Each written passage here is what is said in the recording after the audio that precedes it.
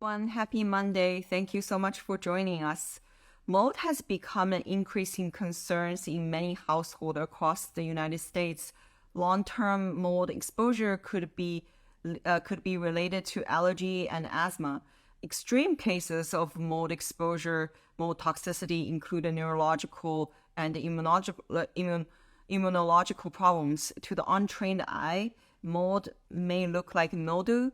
However, mildew is easier to take care of and doesn't have as many health effects as mold exposures do. So how do you know if you actually have a problem with mold? We're going to discuss this more on IG Live today with Dr. Lauren Tessier of Life After Mold. Dr. Tessier is a naturopathic physician licensed in the states of Vermont who uses patient-oriented approach to help recover those suffering from mold-related illness. During this live, we're going to discuss the differences between mold and mildew, signs that you have mold illness, and the things that you can do to prevent mold from spreading in your home and compromising your health. I saw.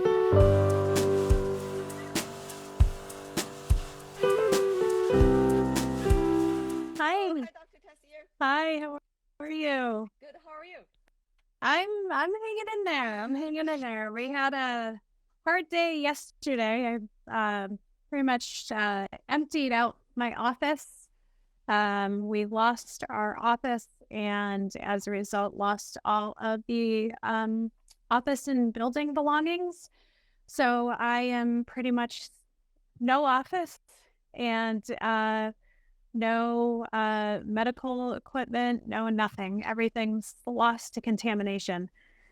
So I am here and hoping that the universe will provide with regards to starting new. But yeah, we pretty much lost everything due to contamination, and that was figured out over the weekend.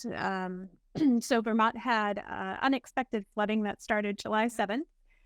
And then the rivers crested July 10th, and central Vermont was really hit. My hometown and our home now was impacted. And then my building where I work had water all the way to the top step in the basement. And it wasn't dried appropriately or in time, unfortunately. And pretty much everything in the space, while it wasn't molded out, we couldn't be in there without respirators and having severe difficulties breathing. So, everything looks clean to the naked eye, but the reality is if I bring those things into a new space with my clients, they're going to get sick. They're going to get sick, and ethically it's not okay.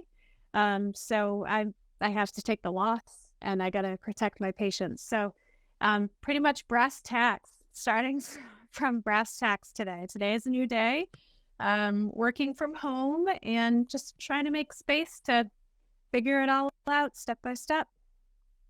Wow. That's a lot. Yeah. And I want to tell anyone watching, if it were my items and it was my home, it would be totally different. I would give it a shot. I would try deep cleaning. And I am someone who's mold sensitive, but people depend on their providers to provide a safe space. So, it's not worth messing around on that, and if one person feels crummy in my office, it's just, that's not a good sign. So yeah, that's 20,000 foot view of everything that's happened. And, there's a lot of businesses who have lost so much more. I'm just a small single independent provider, and it's probably about $80,000 to $100,000 worth of 10 years of, a medical practice. But there are amazing restaurants with 6 inches of mud. There's no recouping anything there. The buildings are lost, the ovens are lost. So all of Montpelier has just been struggling, and other parts of Vermont too. And I think one of the things I would love people to wrap their head around, and just kind of hearing this before we get started, is when it's a flood, everyone thinks flood, water, mold, it's pretty obvious. But when the water comes from the rivers, it carries dirt with it. And that dirt turns into, dried, or it turns into mud and muck, mixes with, animal feces, dead animals, bacteria, viruses, protozoa, I mean, you name it. And then there's also all the oil spills and the chemical, and then all the rain brought in all the heavy metals from all the wood fire up in Canada. So it's settled in that dirt, which is like 6 inches to a foot thick for some people. And then it dries out and it all just becomes airborne. It just becomes this like airborne toxic cloud. So, everyone's just reeling in Vermont. You drive down the main road in our capital and it's just people's buildings exploding forward, just like piled 10 feet high even, of just stuff that, it's a total loss. And homeowners insurance and business insurance doesn't touch floods. They won't cover floods.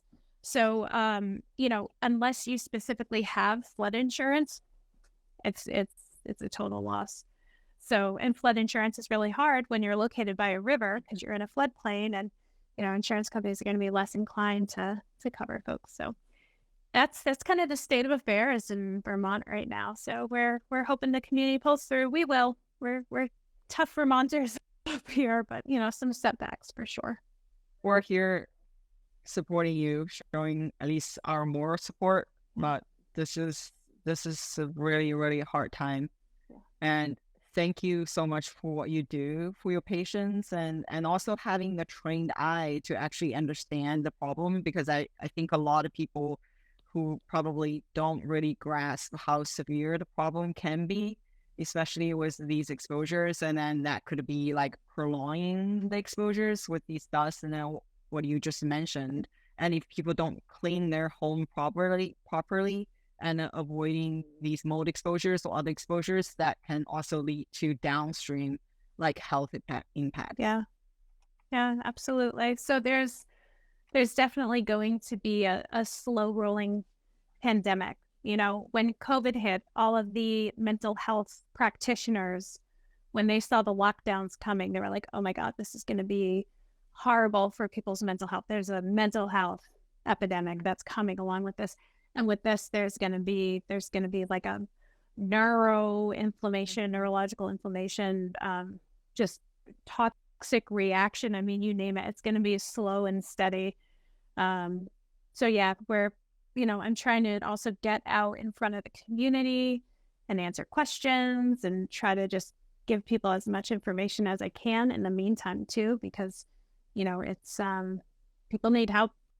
People need help, and they need some support and some knowledge too, so. Well, I'm glad that we're doing this live today, and me too. Join us, because it's literally on this topic. Yeah, absolutely. And I'm so excited to like start answering questions and like hop right into it. So I'm good to go. That's awesome. Maybe we can do a second one to focus on just on the flood, because this is it's so timely. Yeah. And everyone has to remember there's floods happening all across the nation any time of year, like California had all of that severe flooding back in the spring. Yeah. So it's whether it's here or somewhere else, people need this knowledge. Yeah. So go back a little bit. Like, how did you describe, how do you become how did you become like a naturopathic physician, and how do you describe a naturopathic physician versus like a conventional type of physician? Sure. So naturopathic medicine, I started with my undergrad in health psychology and pre-med.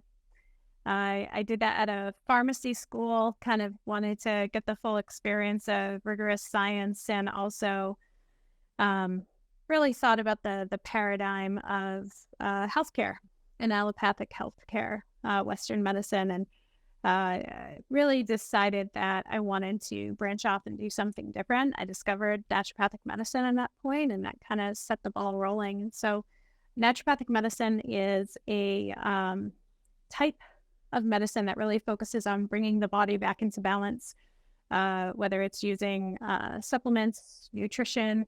It's this idea that the body can heal itself when it's properly and appropriately supported. And so there's a handful of schools around the country. I went to Tessier University out in Seattle. I graduated in 2012 and then came back to Vermont and hung my shingle and got everything going. So yeah, naturopaths are licensed, and I think I want to say it's in the 20s now, 20 states plus across the U.S. And the licensing scope of practice varies from state to state. So in the state of Vermont, we have full prescriptive rights. We have what we call insurance parity. So we do have the ability to get reimbursed by insurance versus if you're a naturopath practicing in Texas, there is no licensing there. And, you know, you can get in trouble for practicing medicine down there, even though we're well trained. So it's hard because it really depends state to state. But, you know, the medicine is great, and it's really for people who also believe in the fact that their body can kind of rebalance and heal itself. And there's always a time for pharmaceutical interventions. You know, there's always a time for everything. I always make sure at least the way I practice is absolutely non-dogmatic. There are some dogmatic naturopaths out there, and that's okay. That's for them and their clients. But yeah, I would say it's probably naturopathic medicine in a nutshell. Yeah. I also love this whole person holistic approach. Yeah. Because I think that's like super, super important, especially naturopaths tend to deal with like some autoimmune and also long-term chronic conditions, so which then makes this approach even more important. Yeah. Yeah. And you'll see if you do a good amount of digging, eventually, you know, the whole concept of functional medicine actually started with a meeting among some of the forerunners of this health alternative field. And one of those was an ND who kind of sat down with that initial group, and then kind of functional medicine certification and everything kind of sprang out of it. So I always say, you know, we've been at the backbone from the beginning, but it's named different things depending on who's engaging the subject matter. Yeah, but I'm also glad that Vermont has such great policy that allowing naturopathic doctors to really spread their wings and actually do really good things for people in Vermont. Yeah, we're very thankful for that, you know. And there's a lot of older generation naturopaths who were the forerunners here. They came in and they made it happen. So, you know, to them, we're all very thankful. How did moving to Vermont prompt you to specialize in mold illness? Yeah, so it's ironic. I've been processing this a lot over the past 2 weeks. When I first found out about Waterbury, which is where I wanted to go, it was this little progressive nook located in the mountains of Vermont. I was living in Seattle and I wanted to go back east, but also find progressive in mountains, and I found it here. And then when I found out that there were no naturopaths in town in Waterbury, and the fact that the community just really needed some supportive healthcare, I decided to move to Waterbury and hang my shingle. And at that point, I was doing primary care, and I was having folks come in with severe fatigue and brain fog, and over time slowly put 2 and 2 together that these folks were 2 years ago navigating a flood not unlike the one that we just encountered, and you know, the same experience of just all of their possessions exploding forth onto their lawn, and just, you know, going through and getting rid of everything. So it was really the flood of Hurricane Irene that brought me here. And it's ironic that it's, you know, the flood of the summer rains that's, you know, put a little bit of a speed bump in the middle of things. So yeah, and if it weren't for Irene, I wouldn't be in this field I am. I wouldn't have the knowledge I have to come forward and support people 10 years later, you know. So amazing. So what exactly is mold? So mold is a great question. Mold is not unlike any type of other microscopic organism. You know, we have bacteria, we have protozoa, all these different things. Fungus can either be single-celled, one tiny little cell free floating like a yeast, like what they use to like brew beer or make bread, or you can have what we call a multicellular organism that has lots of little cells all kind of lined up, and that's what we call a mold. So we have yeasts and mold under the umbrella of fungus. And they exist everywhere. They're in our environment. They're in our biofilms in our body. It's when they start to get out of control or your body is weakened in a way that it can't deal with that challenge that we start to have issues pop up. The other thing that I like people to keep in mind too is that, you know, with molds, when you look at that whole Western medicine practice, the most common forms of mold illness are going to be kind of an allergy picture or a histaminergic picture or an infection. And even in the medical literature, they say fungal infections are super rare. And it's interesting because if you dig a little bit deeper into that medical literature, you see that it's not just people who have a weakened immune system who are subject to infection. And so most people only consider mold allergy, and then as a second very, very, very rare infection. But then in my world of working with people, there's this toxicological, I can't speak today, my apologies. There's a toxic reaction that can happen with certain molds. And those toxins, also known as mycotoxins, MYCO. Mycotoxins are fat soluble. They get into your cells, they can get into your organs, and there they cause oxidative damage and, you know, just really upset the body. So we also have, in addition to the allergy, infection, and toxic reaction, we also have this chronic inflammation reaction that can happen for people too. So molds, and not all mold is terrible. Not all mold is terrible. There are some even types of molds that will make toxins, and those same types of mold, slightly different strain, won't make toxins at all. Or there might be the same strain that under different conditions, different temperatures, different other things in their niche might make a lot of mycotoxins. And so, you know, there's going to be different reactions to different types of molds, to different strains. And then it's also whatever's happening in that person, all of those moving pieces that are actually going to make all those symptoms look really, really different and unique for each person.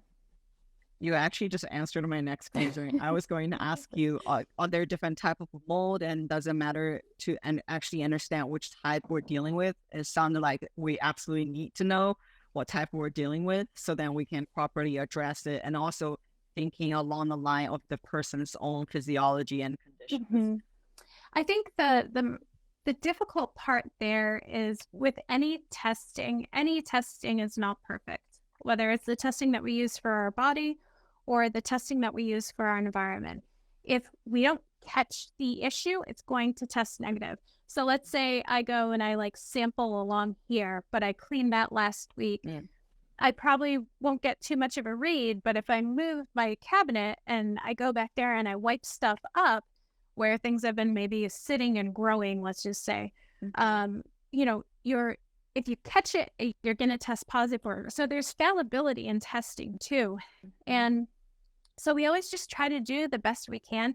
But really one of the core litmus tests for people, and it's not fail-proof, again, just like anything else, is when someone leaves a space for a little bit of time and they start to maybe feel a little bit better, or they realize that there's some type of like timing and correlation where, you know, you come home from work on a Friday night, you're dragging butt, you're feeling really crummy. Saturday morning, you start to feel better. Sunday night, you feel great. Monday, 9 a.m., you go into the office, you're okay. 11 a.m., you get the brain fog, the fatigue, the headache, kind of the dizziness. And it's that timing and that correlation that is really helpful for people to grasp of like, I am going into a situation where my body's getting challenged. So while testing is great, And sometimes it's a moot point, sometimes we really just need to see and listen to what's happening with the body. Testing is wonderful when it comes to needing defenses for insurance purposes or trying to convince a family member that there's an issue to remediate. But there's been times where, I've worked with folks where we've really based their symptoms, or kind of like we've based the approach on where their symptoms are and how they correlate to where they are. That makes a lot of sense. Someone just asked, is there a urine test how you determine what mold you are dealing with in the body? Yeah, so my preferred urine test is from Real Time Labs. They use what we call an ELISA methodology, and that uses antibodies. And the antibodies cast a really wide net. And urine is what we call metabolized tissue. It's not a tissue per se, but it's a metabolized product by the body. And so when we use antibodies, which have a little bit more wiggle room on urine, sometimes we can catch things that we wouldn't otherwise be able to catch if we were being so specific with like liquid chromatography per se. So for Real Time Labs, I really like using their urine mycotoxin test. There are other companies who do urine mycotoxin tests, but I haven't necessarily found the perfect utility of them in my practice. Whereas with Real Time Labs, I feel like I've grasped how it really correlates to my clients and my treatment approaches. That makes a lot of sense. What does mold look like? God, mold looks like anything. I've seen people, mold can look like dust. Absolutely. I've seen, instances where mold is growing on the backside of like a couch or like on the backboard of like a piece of furniture. If you hold a flashlight horizontal to that surface, sometimes you can see a little bit like of a powder. That can be the early mycelium of certain molds.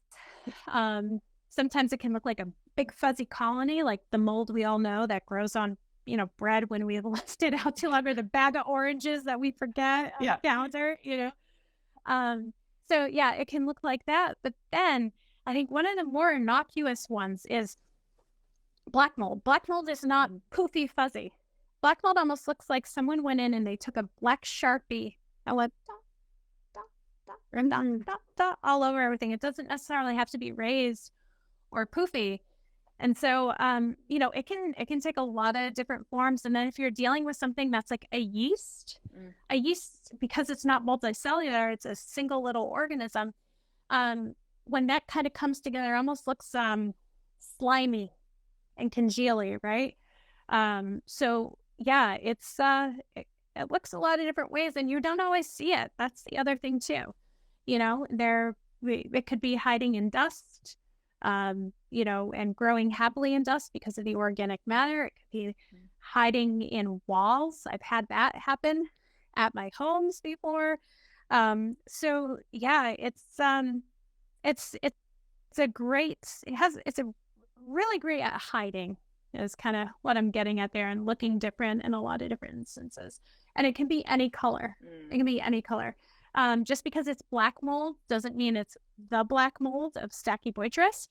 We've seen Aspergillus niger, even though niger infers the color black, we've seen that as green and gray and white, depending on where it is in its cycle. So yeah, color doesn't necessarily apply to identifying molds. Sounded like it really requires a trained eye to actually figure out if you actually have it or not.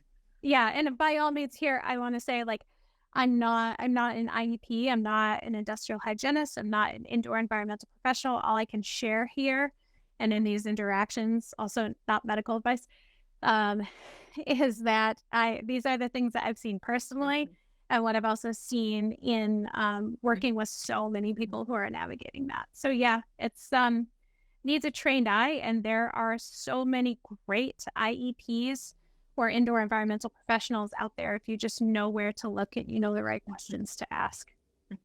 So what causes mold to grow and then spread? So there's three things that cause mold to grow and spread, and that's temperature, water, and organic matter. So temperature, I mean, molds can really swing in their temperature, but they tend to like the temperature we live at. So, anywhere from the 50s up to, 90 degrees is their happy space. When it comes to water, the water can vary from 35% to upwards of 90%, and different molds like different water levels. There are certain molds that where what we call a primary colonizer, I think it's primary colonizer, where they go in and they do all the dry stuff. So Aspergillus, penicillium tends to be pretty dry. Fusarium tends to be pretty dry.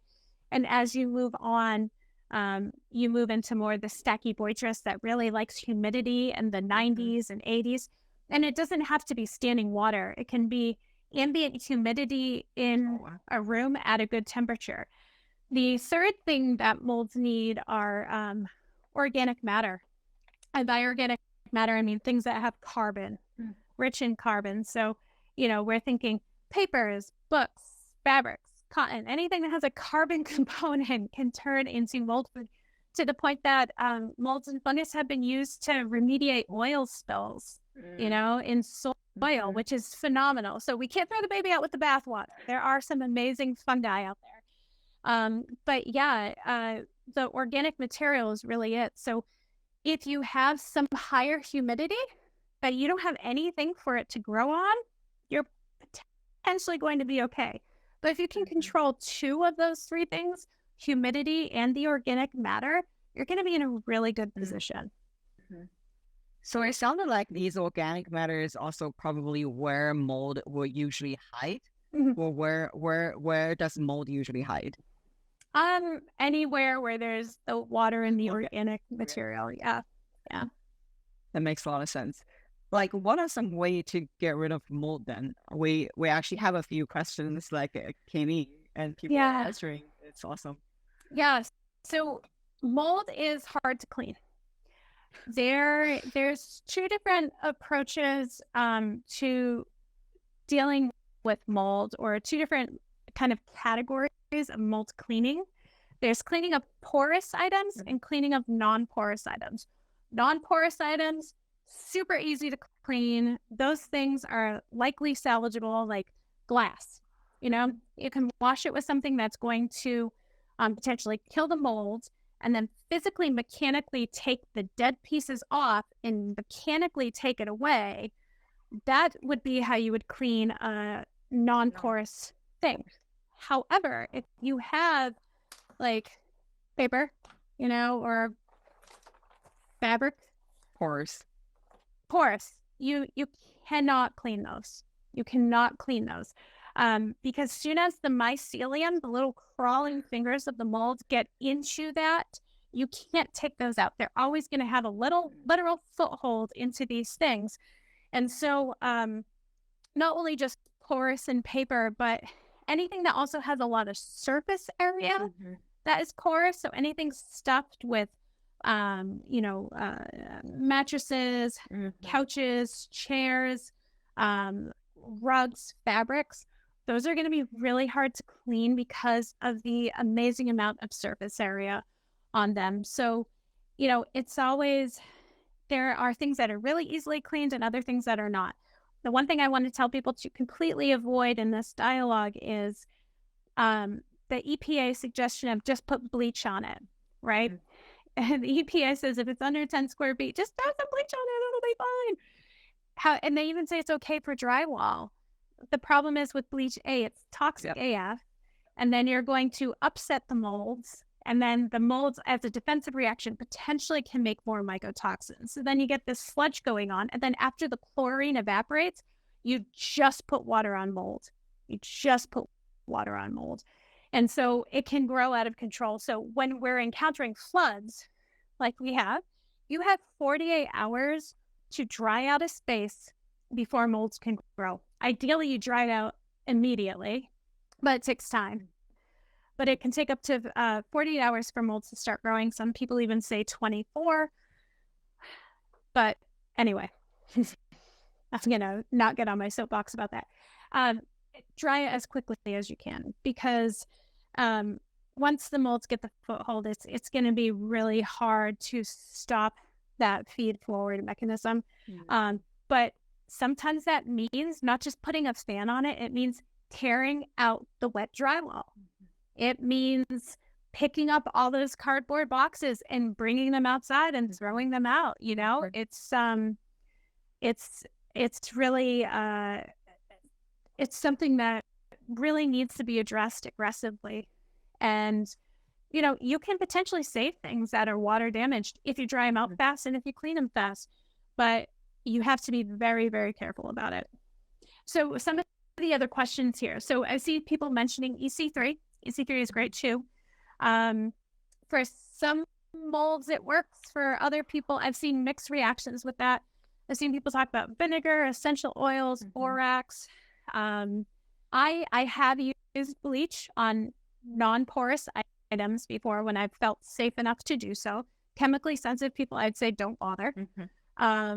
Hydrogen peroxide, topically applied, the standard one that you can get in a bottle from CVS or wherever, applied for 3 minutes on a surface. If it bubbles, you know you've hit the jackpot. And the nice part about hydrogen peroxide, yes, it does leave behind some water. However, hydrogen peroxide actually can kill fungi that's gone into its protective cystic phase, where bleach has trouble doing that and has trouble like breaking it up and breaking it apart. So hydrogen peroxide, if you can, is the way to go, but it's not perfect. It irritates the respiratory lining. So usually there's a multi-step approach that I encourage people to do. And I came up with this metaphor when watching The Sopranos again, like a few years ago, but I tell people, you got to make the hit first, and then you got to get rid of the body.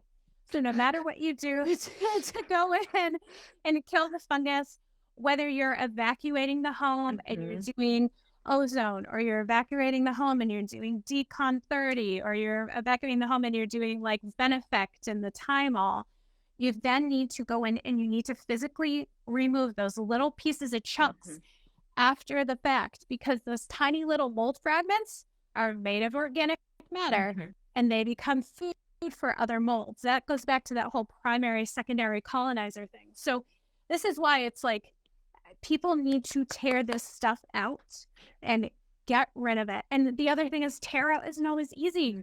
The best way to do tear out is under negative pressure. You know, you gotta put a drape up between your safe space and the problem space. And then you need to put a vent in the problem space going outside to suck the air out and create negative pressure. And it's doable, but when people get tired and fatigued and brain fogged, they're going to have trouble setting up and remembering and following through. And then they get frustrated and then they forget, or, you know, so it's really hard to,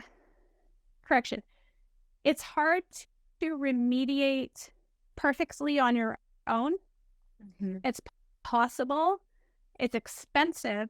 It's going to be even more expensive to pay someone to remediate properly. And even then, I've seen horrible remediation jobs from third-party companies that are supposed to come in and do this stuff for people. So there's this like dialogue of, are you healthy enough to do this remediation? Do you have enough people supporting you? Like, what does that look like? Or would you rather try to find a good company, pay the money, and try to sign them into a contract where they can come back in and do verification testing to say, yes, you met your part of the agreement. So,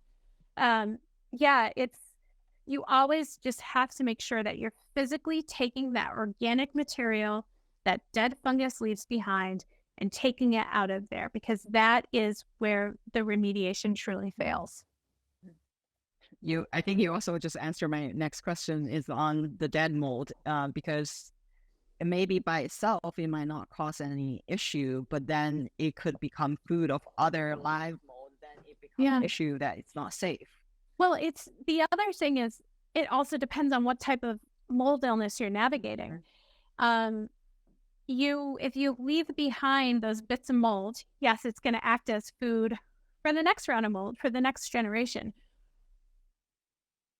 Additionally, If that dries out and becomes airborne, those little crispy crunchies are going to bump into all your mucous membranes, and that's going to trigger a histamine response. And that's going to result in brain fog, fatigue, dizziness, headache, swimmy head, not being able to like think and follow conversation. So when you leave behind those crispy crunchies, you might not have a toxic reaction from that. You might have a histamine reaction, but also mycotoxins do tend to hang out on those little mold fragments. So you can still have them floating around and inhaling them. So, it's really important that when you do the remediation too, you're also cleaning the air. That's also part of that physical removal. You're taking it off the surface that you're killing it from, and then you need to literally scrub the air afterwards or during and after. Yeah. So I also just ask, can hydrogen peroxide kill black mold? Yep. Hydrogen peroxide can kill black mold. And like I said, it's usually I think 3 minutes. But the problem is, again, is if it's furniture and if it's grown into the wood, it's not going to kill it all the way. There's still that little foothold that can be had. So, on a non-porous surface, you should be good to go. Some, gloves, scrubbing, rinsing, that should be fine. But, if you have a big armoire that you love and there's mold on the back, I've seen people also sand down things outside so that they get that layer off and then they seal it afterwards. That's really one of the only ways that you can remediate a piece of porous furniture so that it's safe. Do you have another 10 minutes or so? I know we're a little bit over. I still have several questions. Yeah, to ask absolutely. you. This being really fun and really such useful information. Yeah. So many people also confuse mold or use mold and mildew interchangeably. So what is mildew? What's the difference between mildew and mold? Mildew is a conspiracy from the insurance company. Mildew is the word that everyone gives mold when they don't want to deal with it, when they want to minimize the problem. So they'll say, "Oh, that's just mildew. You're fine." Bullshit. Excuse my language. It is the same thing, and it's mold, and it's literally to skirt responsibility in either the home setting, rental setting, insurance setting. It's mildew. Home inspections for purchasing homes. It's mildew. But it's mold. It's mold. That's what. There's actually no such thing as mildew. There's no such thing as mildew. Okay. So what are some signs you have mold illness? You mentioned about fatigue, a brain fog, and those. Yeah. Those, I guess, those are symptoms. And then what are the signs that you should be looking out for? It's really dependent, again, on what type of mold illness you have, So for the histamine allergic reaction, breathing, shortness of breath, stuffy nose, stuffy sinuses, sometimes headache, fatigue, dizziness, because histamine can cause that for people, even anxiety, because histamine is stimulating to the nervous system. Rashes, itching. Into the infection part, it starts with maybe a high white blood cell count and then can drop low and get suppressed. There's not usually a fever with a fungal infection. People tend to run cold. There can be swelling and inflammation, and you can have a histamine reaction. So all those symptoms that I just mentioned to what's growing in you, and what's growing in you could also make a toxic reaction. So what I get at for people, I wish I had my Venn diagram, but it got thrown out at the office. If you picture a Venn diagram with 4 circles overlapping, that's really what mold illness looks like. There's 4 different types and they can all overlap some way. So then there's the toxic reaction, and the toxic reaction I find is pretty much any symptom under the sun, because these toxins are small. They're fat soluble. Every single one of your cells has fat on the outside and fat on the inside. It's what makes up your organelles. And so that lipid peroxidation can get into any system in the body and go crazy. So brain fog, fatigue, depression, anxiety, GI complaints, hormonal complaints, crazy hormonal complaints. And so the symptoms can look pretty much across the board, really just vary from person to person. So, and then the final one, the chronic inflammation, I find that that has a lot to do with immune system swinging. So people who will be kind of chronic coughs, chronic pneumonias, autoimmunity even. And so there are really huge symptom subsets. But I would say for people who come into my practice, the biggest complaints are fatigue and brain fogs. And there's so many different types of brain fog between, being forgetfulness, difficulty following conversation, reading comprehension, word recall, short-term memory. It gets really, there's a lot of different ways that the brain can go haywire. But what I usually find for the toxic mycotoxin component is there's usually some type of nervous system and hormonal toxicity. That's really, it's very much similar to the endocrine disruptions, right? That you guys do with the million marker. It's going to look a lot as if like you have toluene exposure or benzene exposure in these things because they're lipid soluble and they cause lipid oxidation all throughout the body. Yep. So what can you do then if you actually believe you have a mold illness? You got to get out of it. You got to find the source and you got to get out of it. So finding the source is hard. And like I said, finding that timing and periodicity. So sometimes what we'll have people do is to go on vacation for a period of time, get out for like 2 weeks, try to go somewhere safer or different. And typically, you can't find perfection, but you can always find better, and it might look a little different. So, and usually after 2 or 3 weeks of someone being out of a space, and that doesn't mean that you have to permanently move out. It just gives us a little bit of a litmus test. And you start to see improvements. It's such a good sign. It means that space was problematic for you, but it also means that your body can recover. And that's really what I want to underscore for people is when you get out and your body gets that little ray of hope, you're like, okay, you got this. We just need to now figure out that over there. Right. So getting out of exposure, but here's the thing, your exposure could be in your environment or the exposure can be in your body, right? The call's coming from inside the house. So in those instances, we make sure the environment's clear. And then we start focusing on the inside using like antifungals and these types of things. So if we do have some type of colonization in our biofilms or an infection, we can clear those out and get rid of that source too. So that makes also super important to work with a practitioner who actually knows what she's doing or what he's doing.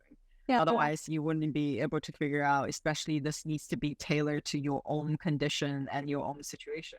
Right. And then you have instances where when people are mold exposed, it suppresses the immune system and all their chronic infections will pop up. So you'll have people with their mono, Epstein-Barr, or their HSV, and they'll start like getting these severe fatigues and they can't figure it out. And it's amazing what that core component of immune system suppression can do. So you might have someone who has chronic Lyme, and they don't get better and they're busting themselves full of antibiotics and they don't improve. At those points, you really need to think about what's happening in the environment. I have so many chronic Lyme patients, and then once we like go through the home with a fine-tooth comb, we find the source, and their body can really come back into balance. And it's not to say that there's some people who don't really struggle with chronic Lyme, and it's not always mold, but the mold sets a lot of the foundation for that immune suppression. Oh, sure. Wow. What does the session with you look like? I feel like if we ever see other more people asking us questions, we're going to send it to you. Who we're going to send them to? Mold sessions. Well, so I have a very small practice, even smaller now. And so I used to have an in-person medical practice as of yesterday. And I also have consulting that I do with people. So with the medical practice, people come in for 2 hours in office. We go through their health history with a fine-tooth comb. We talk about their home. We make a plan. We get it together. And I get usually a nice long treatment plan for people together, like a 3-month one. And then we check in every 3 months. People can see me more often than that. I just try to be prudent for people. And then if people decide to use me as educational wellness consultant, they work with their local practitioner. They understand that them and their practitioner have the final say in everything that happens. And I give them a cheat sheet, like, here, talk to your provider about how Epstein-Barr virus might be playing a role. Some people have, benefit from a round of acyclovir for a few months or things like that. So there are different ways to work with me in different capacities, and kind of the way it's set up now, because I don't know when the next time I'm going to have an in-person office. I think I'm going to be moving more towards consulting for a period of time. But what usually happens before that is I have people do an on-ramp session, and they are reduced cost. It's 30 minutes. You and I chat, and then I decide if I'm a good fit for your case. I'm not going to waste people's time if I don't think I have the answer for them or the solution. And I'll tell them that, and I'll say, hey, like, maybe go check this out. Maybe read up on this doctor's work, and so that way people aren't just kind of aiming their boat and hoping that, I'm doing. So I do a very small kind of invite only practice, but people are always welcome to do an on-ramp. And if we're a good match, then, I'm happy to take people on for educational consulting for the foreseeable future for now. Yeah. How do people reach out to you? Yeah. So you can click the link in my bio. There should be something there about schedule an appointment. If you go to any of my posts, there's usually some type of like call to action of like MP 101, and we'll send you this. When people go to my website, which is lifeaftermold.com, there's a call button on the top. You can fill out a contact form, and my virtual assistant usually takes about, within 24 hours, we'll get back to you and send you information about how to get set up. Yeah. So, we're a little slow moving, because we're, chill and relaxed. We're not a very fast moving practice. And I also like setting that expectation for people. Like, I move slowly, I move methodically with my clients in my treatment and my approaches. And we also are not a emergency or urgent care kind of practice.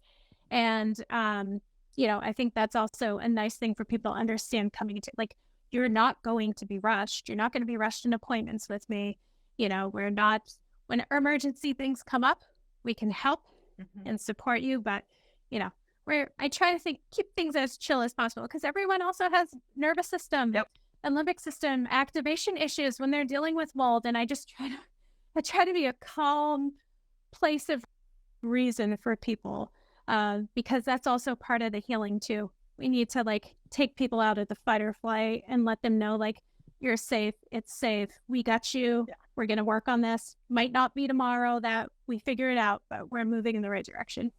Hugely important, especially I feel like it's the involving multi-system. It's a really complicated. If you don't move methodically, it could trigger other things, and then you wouldn't be really able to find the root cause. And I think there are so many mold doctors who are starting out in this that are well-intentioned. So I've been doing the mold thing for 10 years now, and they're well-intentioned. They're like, we got to hit the Lyme, and we got to hit this, and we got to, and the person leaves and on 20 things, which eventually you might get to 20 things, but if you don't bring them on one by one and layer them in and see, you're never going to know what you can fall back on when you have to take stuff out. It's just, if people are willing to move slow, then I'm the person for you, because I want to know what you should be spending your money on. I want to know what's working and what's not, instead of having to blow up the situation every 6 months because something's not sticking because you didn't start in a stepwise fashion. So anal retentive, I know, but it seems to work. Amazing. So thank you so much for what you do and sharing this. I'm gonna reach out and set up another one that we should definitely talk about flood and how do people deal with in a flood situation, how do they deal with it? I think it's so important to get this message out there. Yeah, I really appreciate that. And like I said, I'm going to try my best to just start making myself more available to my community and nationally to just answer questions. People need help. And, what does it hurt for me to try to share information? Thank you so much. Thank you. Please let let us know if there's anything we can help with, and we'll send you all the support here. I deeply appreciate that very much. And we will absolutely be in contact. And thanks for this opportunity. This is great. I had a blast. Thank you so much. Thank you. Talk to you soon. Bye-bye.